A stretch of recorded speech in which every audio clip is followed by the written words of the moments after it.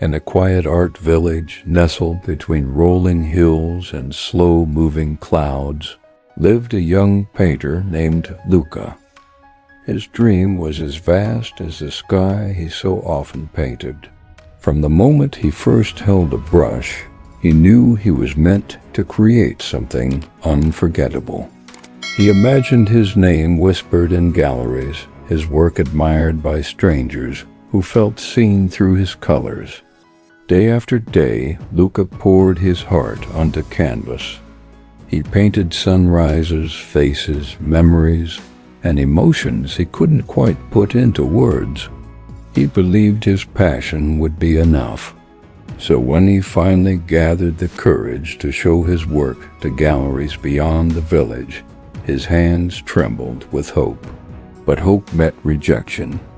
Again and again his paintings were returned, some with polite, dismissive letters, others with just silence. The feedback became a cruel, familiar echo, too simple, too emotional, not refined, not perfect. Each rejection felt like a final verdict on his worth. Luca kept a smile for the world, but inside, something was slowly cracking. He began to doubt the dream that had once felt so certain. The nights grew longer, and the brushes in his hand felt heavier. One evening, after receiving yet another rejection, Luca packed all his art supplies into a box. He whispered to himself that maybe, just maybe, he had misunderstood his place in the world. He took a job at a small cafe near the edge of the village. The work was honest but unremarkable, serving coffee, wiping tables, washing dishes until his hands were raw.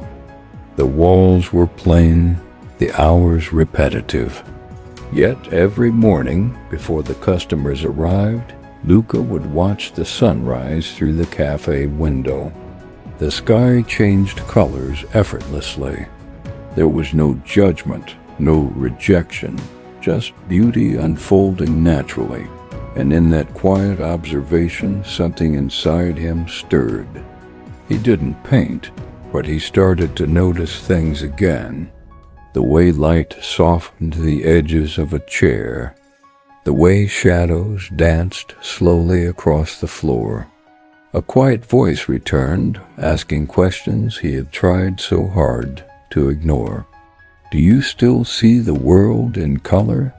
Do you still feel something when you look?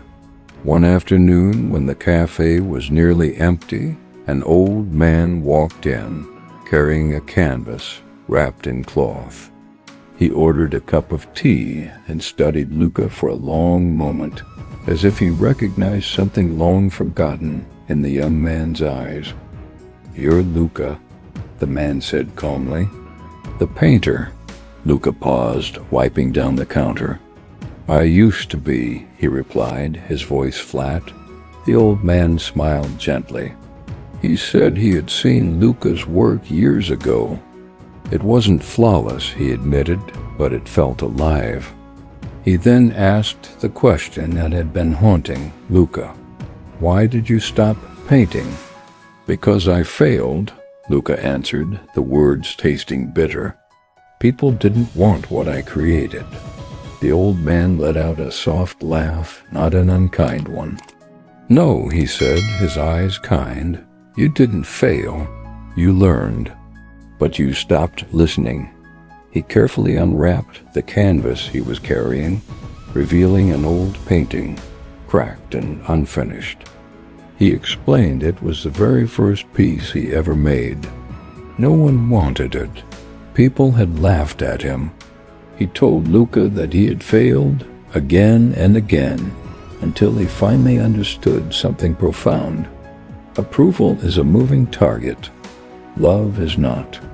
I stopped painting to be chosen, the old man said, and I started painting to be honest.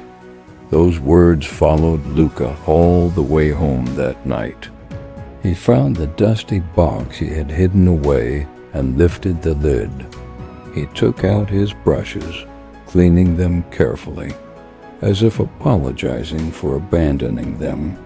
He placed a blank canvas on his easel and felt that familiar fear rise up in his chest. But this time it was different. This time he painted without expectations. Weeks turned into months. Luca painted after his long shifts at the cafe. Sometimes the work felt terrible. Sometimes it surprised him. But with every brush stroke he learned something about light, about patience, and most of all, about himself. Failure no longer felt like a wall blocking his path. It felt like a guide. Months later, the village hosted a small art fair. Luca was hesitant, but the old man encouraged him to share his new work. As people stopped by his booth, they didn't talk about perfection, they talked about emotion. One person stood silently before a painting for a long time, then turned to Luca and said, "It feels alive." And in that moment, Luca smiled, a real smile. Years later, Luca became a respected artist, but he never spoke of success as a final destination. Instead, he talked about growth, about the lessons earned through mistakes. On his studio wall, he hung a simple sign, a reminder that failure is not an ending, but an invitation to grow. And that is the truth we so often forget. Failure is not the opposite of success, it is a part of it. Every setback carries vital information. Every mistake sharpens our awareness. When we fear failure, we are really just fearing the process of learning. And when we avoid it, we actively prevent our own growth. Most people don't quit because they fail. They quit because failure bruises their ego. It challenges their identity. It forces us to confront who we are when things don't go as planned. But it is in that very confrontation that true strength is forged.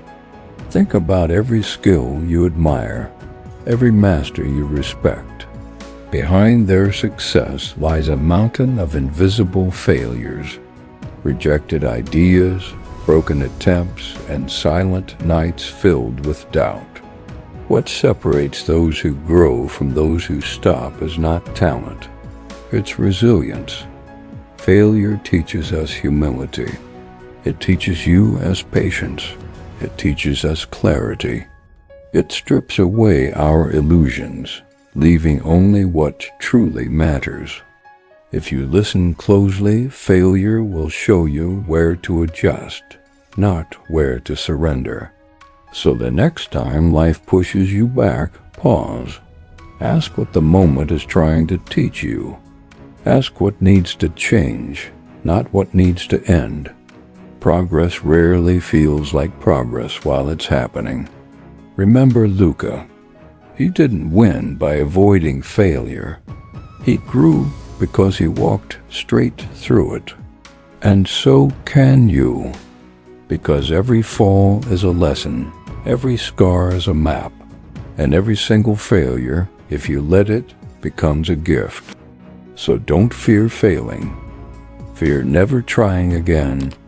Thank you for watching. If this story resonated with you, please consider subscribing and sharing it with someone who might need to hear it. We'll see you in the next one.